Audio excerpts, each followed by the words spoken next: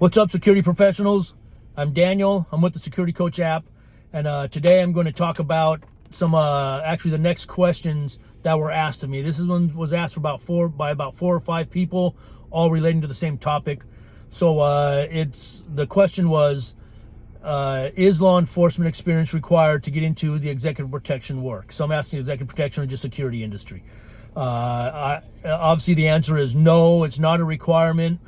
I say it greatly enhances your critical thinking skills and your investigative mindset, and that's what I actually look for in people who I hire for certain accounts. All right, there are some accounts. I had some executive protection. Actually, there are state security details where they flat out said, we want law enforcement experience. All right, we want retired law enforcement or active law enforcement officers. Right, so there are some accounts that will require that. So just keep that in mind. But back to what I was saying was that how it greatly enhances your critical thinking skills and your investigative mindset. I specifically remember working graveyards one night, and I was rolling through some apartment complexes, blacked out, and looking for vehicle burglaries. And sure enough, I roll upon some window smashes along the cars in the carport. I get out to investigate it, and I hear movement up and behind the retaining wall that's on the other side of the carport, and I find this guy laying there. Well, I light him up with a flashlight, and he takes off running. Foot pursuit ensued. I tackle the guy.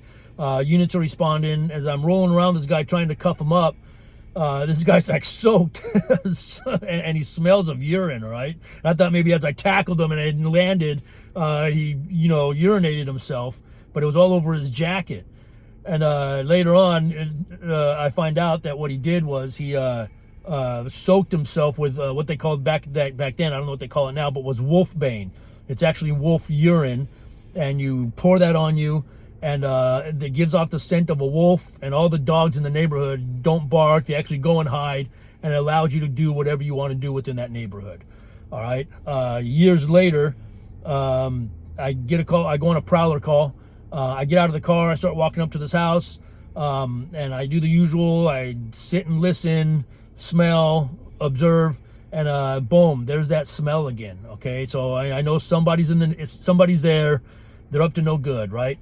We end up finding them a couple houses down from where the call originated from. The person who called couldn't identify them as the person who was in their backyard, so we FI'd them and let them go. But there was that investigative mindset, investigative skills that I was experiencing and putting in my resume. Okay. Same thing as when you're on an estate.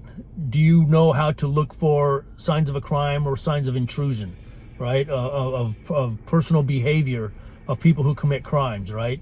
So you're doing your rounds on this estate or a hotel or construction site or whatever.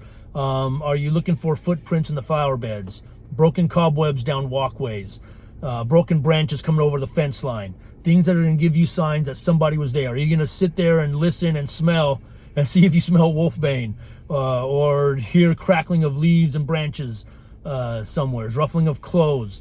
It greatly enhances your skill set. So it's great to have it, and it's my job as a PPO holder, as a company owner, to hire you and teach you these skills, right? I do. I go out and I walk the properties with all my guards quite often on a regular basis, and we go over those along with the emergency procedures, which I'll get into in another video. But it's my job as a coach, right, as a company owner, to enhance your skill set, right? Increase your critical thinking skills, right? And the only way to do it is by me walking the property with you and going over these procedures and what to do, what to look for, what to try and smell, what to listen, what to hear and listen for, right? That's what they do. And if your team leader isn't doing this with you, if your PPO holder isn't doing this with you, ask them why not. Why are you not teaching me these skills? Why are you not teaching me these procedures? Right? So that's the whole purpose of this online course, is to put in experiences like this that I've had, procedures that I teach my guards, for you to up your skill level, your skill set, your critical thinking skills, and go out and really instill confidence in your client, in your team leader, in your PPO holder, your company owner, so you can then get those higher paid positions, higher paid details.